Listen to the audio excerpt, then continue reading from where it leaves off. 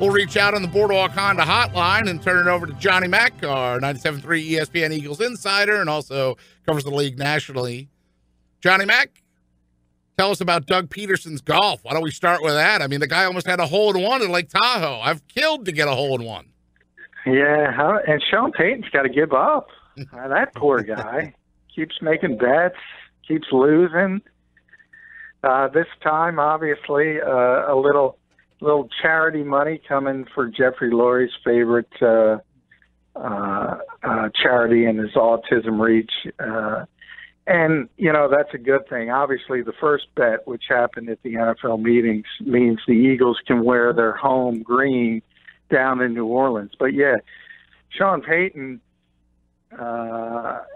can't beat Doug Peterson. So that bodes pretty well on November 18th, I believe.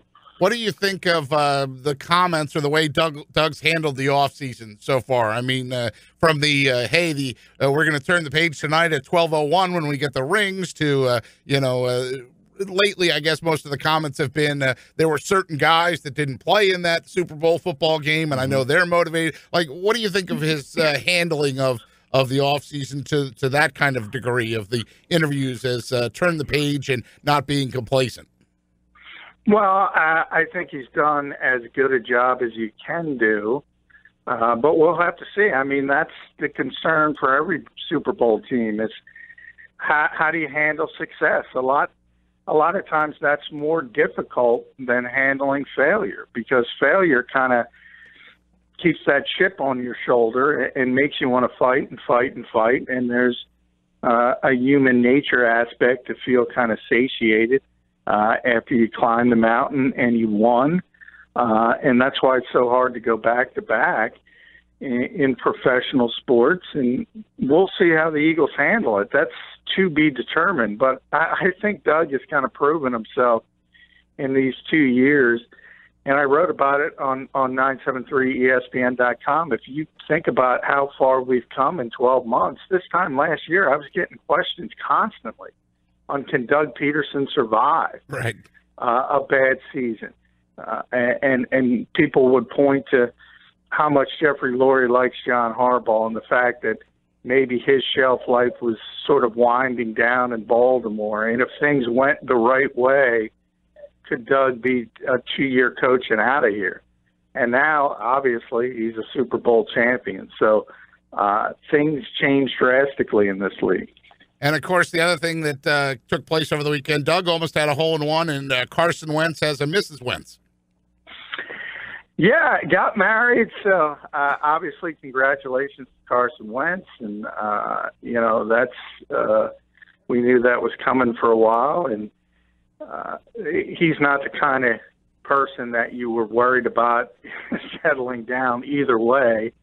But I think, maturity and is always a good thing when you talk about professional athletes, but he's always had it in spades from the day he arrived. So he's always been far more mature than even his age would indicate. Well, far more mature. We'll go to a team that maybe had a running back that was immature as we continue our chasing the Eagles teams. And today we're AFC East and NFC East. And in the AFC, we're going to talk about Buffalo. Of course, we'll not talk about LaShawn. We can leave that for a different time. We want to talk about the players that we know for sure are not in trouble, like the quarterbacks and A.J. McCarron and Josh Allen. That's probably where it all starts with question marks about them, right, John? Yeah, it does. And you can throw Nathan Peterman in there as well. They kind of talked him up in the off season, although I'm sure that that's not what Sean McDermott would like to happen to him win the job in training camp. Obviously, A.J. McCarron, as you mentioned, was brought in to be the bridge quarterback to Josh Allen, and they're hopeful to get Josh Allen on the field as quickly as possible. But remember, this is a team that ended that long playoff drought last year, and it's going to be difficult for them to replicate that because the change, even though nobody thought all that much about Tyrod Taylor, he was a steady presence, and now all of a sudden you have so many question marks. Maybe 2 or 3 years down the line, it's a totally different thing, and we're all talking about Josh Allen is a future star, but I think it's going to be difficult this year.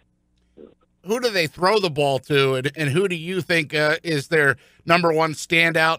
And like Kelvin Benjamin, for example, is Kelvin Benjamin is that a guy that can have an impact, or are we overvaluing Kelvin Benjamin? Well, I think a lot of it, I mean, he was a good receiver in Carolina, and obviously he's got tremendous size, and he's got the great catching radius, so he's a best friend of any quarterback when he's healthy. But he's a player that's coming back from knee surgery, and you have to see his health, number one, maybe right there with Mike Evans as perhaps the biggest receiver in football. So that's a lot of wear and tear on the knees, so you have to look at that. You have to be concerned. Zay Jones would be their second receiver, but he wasn't really all that effective as a rookie. So, no, it's not a group that you look at and say, wow, it's going to scare opposing defensive coordinators, that's for sure. Hey, John, so PT said he's going to stay away from Shady McCoy, and I'm going to ignore that because I want you to talk about it a little bit, not McCoy specifically, but as far as do the Bills have a contingency plan in place if he's not in the picture? Should they go out and get someone? Like, what are they thinking right now behind closed doors, if you can kind of give us some insight on what their plan is if McCoy's not in the picture?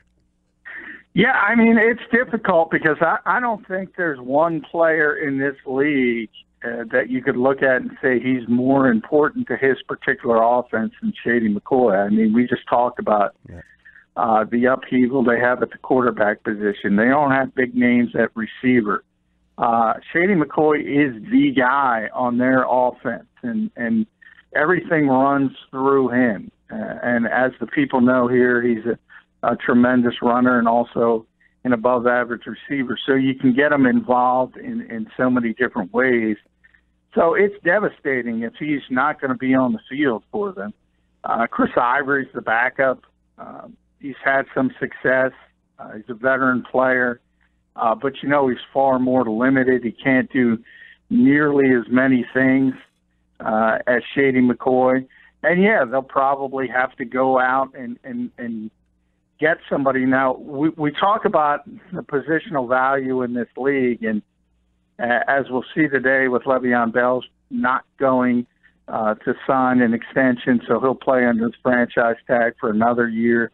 If you look at, besides Le'Veon, you look at long-term deals for running backs, I think it tops out at $8.25 million right now, which tells you people don't see value at that particular position. So they think they can find, everybody in this league thinks they can find running backs, but they're not going to be able to find a Shady McCoy. There's no question about that.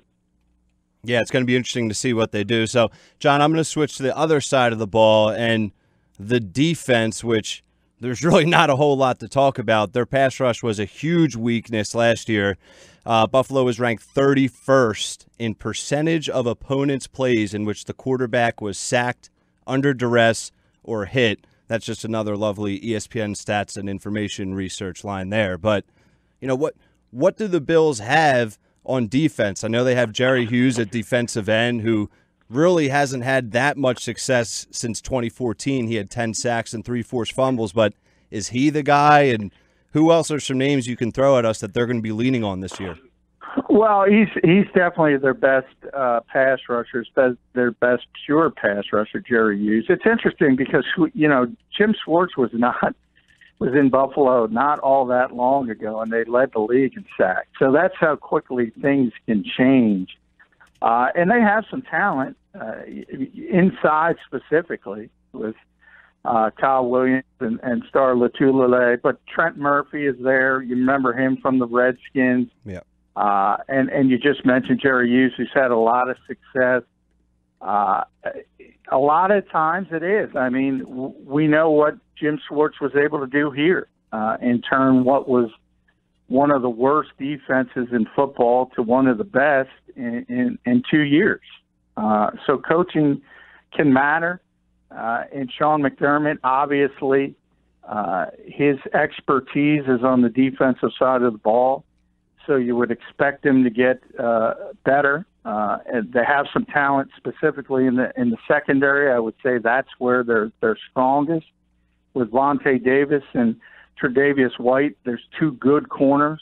Micah Hyde had a tremendous year last year. So I think they're going to get better and better and better. And part of it is because the strength of that coaching staff and Sean McDermott, Leslie Frazier is the defensive side of the football. John McMullen with us on the Boardwalk Honda Hotline as we preview the teams chasing the Eagles. It's AFC East and NFC East today. Tremaine Edmonds, that's a guy they drafted in the first round at 16, John. Is that a guy that can make an impact for him on the defensive side? Well, I mean, he's wildly talented. The issue with him is how young he is. And at 19, how quickly is he going to be up to speed? But when you look at the physical gifts and you look at the size, 6'5", 250, and can run like he's a weak side linebacker, I mean, you could see him being a superstar 2 or 3 years down the line. But I do think it's gonna take a little while. I don't think it's going to be a guy who's going to immediately step in day one and dominate. One last thing on the Bills before we move over to the Redskins. Any irony for you that Richie Incognito is now the ambassador of an anti-bullying nonprofit group? There's a lot of irony when you mention Richie Incognito. I think there's another irony that the first guy that came to Shady McCoy's defense was Richie Incognito. He's a different breed, but obviously he is not there.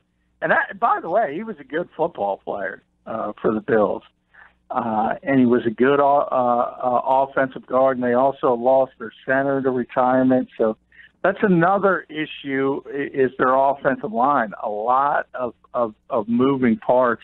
And that's the last thing you want to hear when you're talking about offensive lines. You want continuity, and they have anything but. Yeah, I go back with Richie Incognito to the Husker days when he came out of Nebraska, John, and he used to get bully you? Yeah, well, not me personally, but I'm sure there were some media people that were afraid of him. I figured I was about the same age, so unless he was going to sit on me or knock me out. No, there were no, I don't have any Marcus Hayes, LaShawn McCoy stories like that. I just know that when he was in college, he would have that timely blow up because football is a violent game, and he would get that, he'd get kicked out of a key game or something like that. And that was like the first hint, hey, man, this guy's an excellent football player, but maybe there's something else going on. Yeah, anybody, I've met Richie a number of times. He's always been professional, but there's a term in football that you probably have heard over the years, and if you've been around the sport at any level, high school, college, you see the typical meathead that would describe Richie.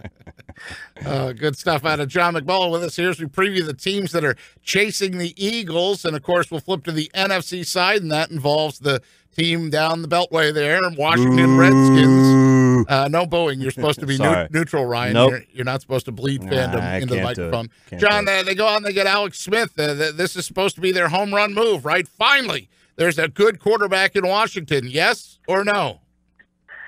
Yeah, I mean, they had a good quarterback. I don't understand.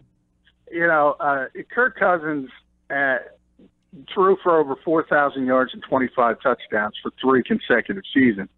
Unless you're, Aaron Rodgers, Tom Brady, there's not a lot of guys who put up those kinds of numbers consistently.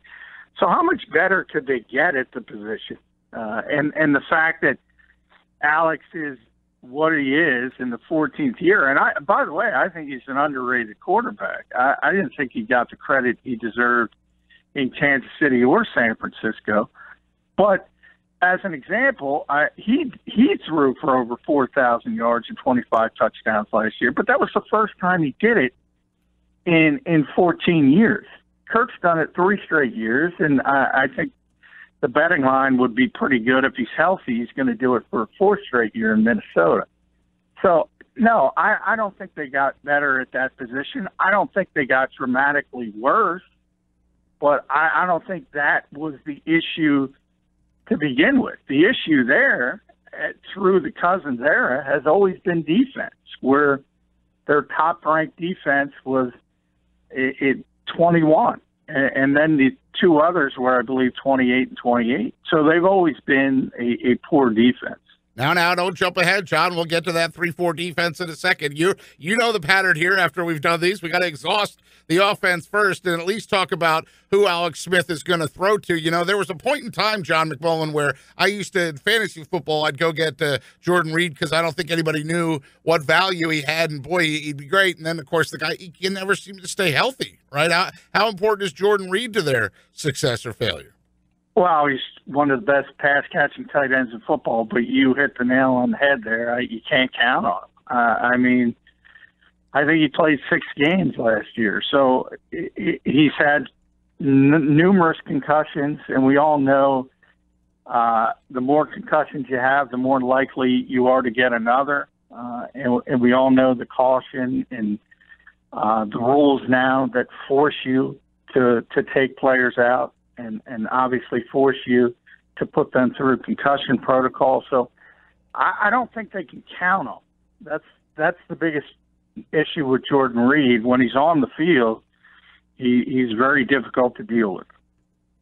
All right, John, we're going to switch to the defense now, like PT cleared up for us. So I'm going to get specific here on the defensive line, Jonathan Allen. So there was a clear drop-off when Allen was lost for the season after 5 games. Through those 5 games, they allowed 88 yards per game when he played, and then 155 when he didn't. And it wasn't just him.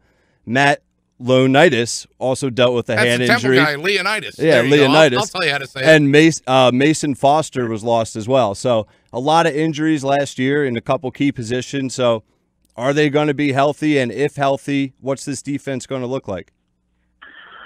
Well, that's the thing. I mean, they got to get better. I just talked about it. That's been the issue in Washington for years. They've had a lot of difficulty, as you mentioned, defending the run as a whole. You mentioned they were good early last season.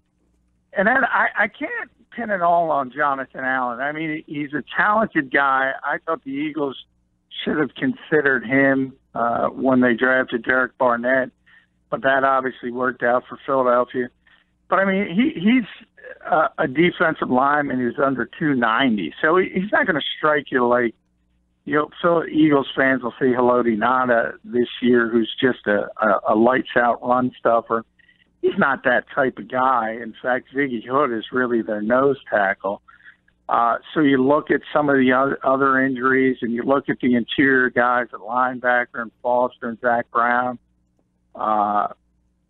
They got to get better. They got to get better in both phases.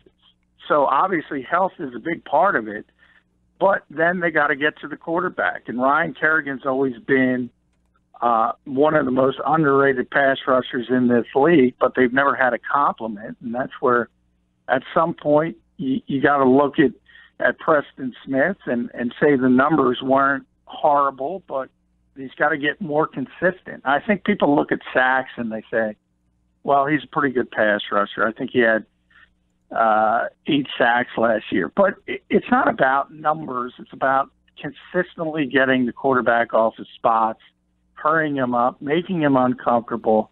And the Redskins just don't do that consistently. All right, so switching to the secondary now, John.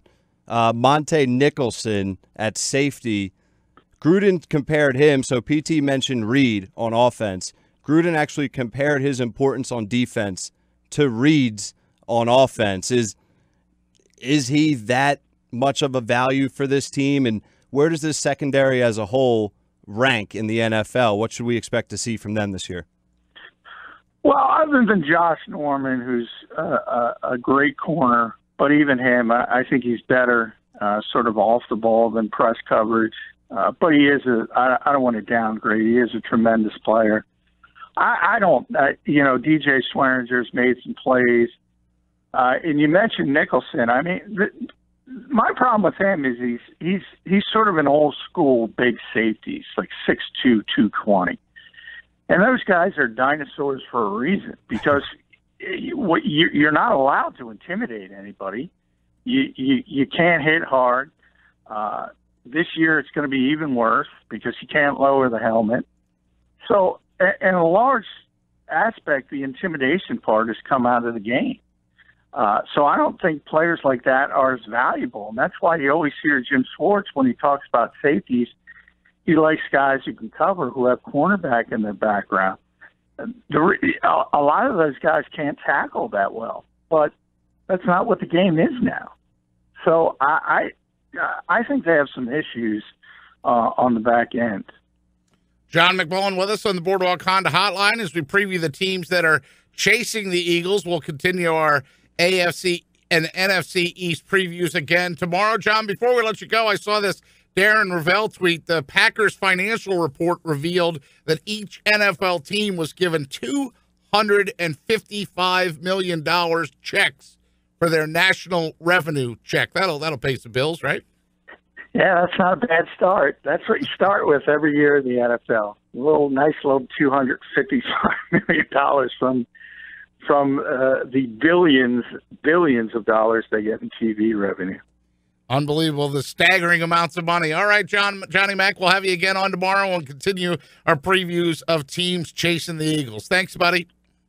All right, thank you, guys.